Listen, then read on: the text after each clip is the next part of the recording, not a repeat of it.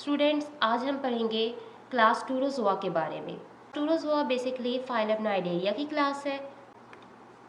इसके तमाम members marine होते हैं। ठीक है, अगर बात की जाए क्लास टूरोजोआ की क्लासिफिकेशन की, तो क्लास टूरोजोआ के मेंबर्स को पहले क्लास काइफोजोआ में पुट ऑन किया गया। एक्चुअल में क्लास काइफोजोआ के दो ऑर्डर थे, ठीक है, और एक ऑर्डर था स्टूरो मेडूसा। उस ऑर्डर में क्लास टूरोजोआन के मेंबर्स मौजूद थे, लेकिन बाद में इसके अंदर कुछ ऐसे यूनिक करेक्टरिस्टिक्स देखे गए कि जो कि क्लास काइफोजोआ के और ऑर्गेनिजम्स में नहीं थे। तो इस वजह से फिर क्या किया गया कि इसके लिए सेपरेट क्लास बना दी गई जिसका नाम है क्लास टूरोजोआ। तो अगर इनकी बॉडी फॉर्म की बात की जाए तो इनके पास मेडूसा नहीं होता, मेडूसा इज़ एब्सेंट। बट फिर क्वेश्चन यहाँ पे ये अराइज होता है कि इस ऑर्डर का नाम स्टूरोमेडूसा अर्लियर टाइम पे क्यों दिया गया था। आप ये इसकी बॉडी फॉर्म देख रहे हैं, ये पोलिप बॉडी फॉर्म है। ये जो ऊपर वाला इसका रीजन है ये ऑरल रीजन है। आप पढ़ चुके हैं कि मेडूसा की बॉडी फॉर्म बेल लाइक होती है, अम्ब्रेला लाइक होती है। तो इसकी भी ऊपर से बॉडी बिल्कुल ऐसे बेल लाइक है। मेडूसा है नहीं, लेकिन पोलिप बॉडी फॉर्म है बेशक, लेकिन दिखाई मेडूसा की तरह ही दे रही है। और इसके अलावा स्टूरो इसलिए कहा जाता है क्योंकि इनकी एक तो मेडूसा की तरह बॉडी फॉर्म दिख रही है, ऊपर से इसके ऊपर ऐसे 8 टेंटिकल्स मौजूद होते हैं, मोस्टली 8 इन नंबर्स होते हैं, जिसकी वजह से इसको कोई देखे तो उसको स्टार शेप इसकी अपीयरेंस नज़र आती है। फॉर्मर का मतलब होता है अर्लियर, इसी वजह से अर्लियर टाइम पे इस ऑर्डर को स्टूरोमेडूसा नाम दिया गया था। अगर बात की जाए इनकी बॉडी फॉर्म की, तो इनकी जो शेप होती है it's just like goblet. What is goblet? This is goblet. आप देख रहे हैं ये शेप है इसकी रियल, ऊपर से क्या है, बिल्कुल अम्ब्रेला लाइक ऐसे ब्रॉड है, ठीक है, बिल्कुल इस तरह ऊपर से ब्रॉड। सेंटर में इसके यहाँ पे अगर आप लोअर रीजन पे देखें तो यहाँ पे इसकी ये वाला रीजन है, इसको हम स्टेम कहते हैं, ठीक है, और एंड पे एंकरिंग रीजन है जिसकी वजह से वो किसी भी सबस्ट्रेटम के साथ अटैच होता है। टूरोजोआ के मेंबर्स की शेप गोबलेट की तरह होती है। यहाँ पे सीरीज में 8 टेंटिकल्स मौजूद होते हैं और ये क्लस्टर ग्रुप की फॉर्म में मौजूद होते हैं। ये आपको छोटे छोटे 8 टेंटिकल्स दिखाई दे रहे हैं, ठीक है। और ये जो एंड वाला रीजन है ना, दिस इज मार्जिन, इस वजह से कहा गया है मार्जिन पे मौजूद होते हैं टेंटिकल्स।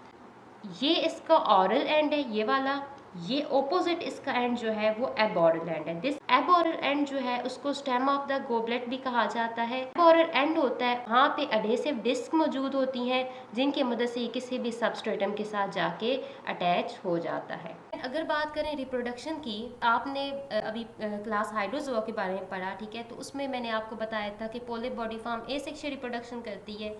यहाँ पे उसमें भी यूनिक फीचर है कि क्लास टूरोजोआ में जो पोलिप बॉडी फॉर्म है वो एसेक्सुअल नहीं बल्कि सेक्सुअल रिप्रोडक्शन करती है, और क्लास टूरोजोआ के मेंबर सिर्फ और सिर्फ सेक्सुअल रिप्रोडक्शन करते हैं, sexual reproduction only. Polyp body form पे गोनेड्स बनते हैं, गोनेड से स्पर्म और एग बनता है जो कि आपस में फर्टिलाइज होके जाइगोट बनता है, फिर एम्ब्रियो बनता है, एम्ब्रियो की डेवलपमेंट से बनता है ब्लास्टूला, ब्लास्टूला कन्वर्ट होता है प्लेनूला में, ठीक है, एंड प्लेनूला जो होता है वो इनका लार्वा होता है।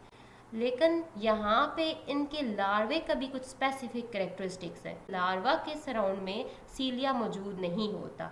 जैसे ही लार्वा बनता है वो क्या करता है, वो किसी भी सबस्ट्रेटम के साथ अटैच हो जाता है जाके, ठीक है, फ्लोट करता हुआ वाटर से, probably with very limited dispersal ability. Planula किसी भी सबस्ट्रेट के साथ अटैच हो जाता है और मेच्योर होके एक एडल्ट पोलिप बन जाती है। प्लेनूला लार्वा के पास सीलिया नहीं है, इसलिए ये समंदर में दूर दूर तक फैल नहीं सकते। इनकी डिस्पर्शन इतनी ज़्यादा एक्स्ट्रा ऑर्डिनरी नहीं है, ठीक है, क्योंकि इनका प्लेनूला लार्वा सीलिएटेड नहीं है कि वो फ्लोट करके कहीं भी समंदर में चला जाए, उसके पास डिस्पर्सल एबिलिटी लिमिटेड है।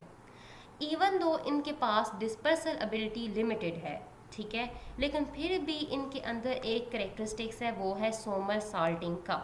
उन्होंने मुख्तलिफ एक्रोबैट्स को आपने परफॉर्मेंस करते देखा होगा, वो अपने हैंड्स को ज़मीन पे रखते हैं, टांगों के ऊपर, फिर टांग को ज़मीन पे रखते हैं हैंड्स के ऊपर, फिर ऐसे वो रेगुलर एक स्वेल फॉर्म में राउंड राउंड घूमते हैं, ठीक है, और अपना परफॉर्मेंस शो करते हैं। ये भी कुछ इसी तरह की अडॉप्टेशन करते हैं।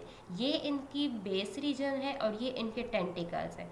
होता ये है कि इनके टेंटिकल्स ज़मीन के साथ अटैच होते हैं और ये ऐसे इसकी जो बेस है वो ऊपर हो जाती है। फिर क्या करते हैं, कुछ देर बाद अपनी बेस को ज़मीन के साथ अटैच करते हैं और टेंटिकल्स ऊपर कर लेते हैं। फिर अपने टेंटिकल्स को ज़मीन के साथ अटैच करते हैं और बेस, यानी कि ये उल्टा ऐसे, ठीक है, स्वेल होते रहते हैं, घूमते रहते हैं। तो इनके अंदर ये सोमर सॉल्टिंग की क्वालिटी देखी गई है। अब बात करते हैं इनकी ऑकरेंस की। देखिए स्टूडेंट, ये एशिया के और ऑस्ट्रेलिया के बिटवीन भी पैसिफिक ओशन है। इसके अलावा नॉर्थ अमेरिका और साउथ अमेरिका के बिटवीन भी आपको ओशन दिखाई दे रहा है, दोनों पैसिफिक ओशन ही है।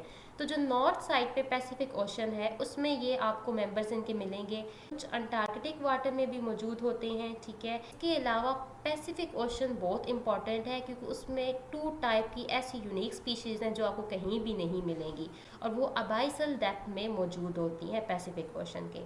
सबसे ज़्यादा इंपॉर्टेंट मेंबर है इसका लूसरनेरिया जिनेटी। ये बेसिकली एक स्टूरोजोआन है। ये जो एशिया ऑस्ट्रेलिया के बिटवीन पैसिफिक ओशन है इसमें ये वाली स्पीशी हमें मिलेगी, लूसरनेरिया जिनेटी। स्टूरोजोआ के मेंबर स्मॉल साइज के होते हैं और ये मोस्टली कहा जाता है कि एक बड़े साइज का, लार्जेस्ट साइज का स्टूरोजोआन है। नियरली इसका साइज 10 मीटर तक होता है, ये आपको नज़र आ रहा है। This is all about today topic. It's my humble request with you to share this video with other students. This is your big support for me. Stay tuned with me. Allah Hafiz.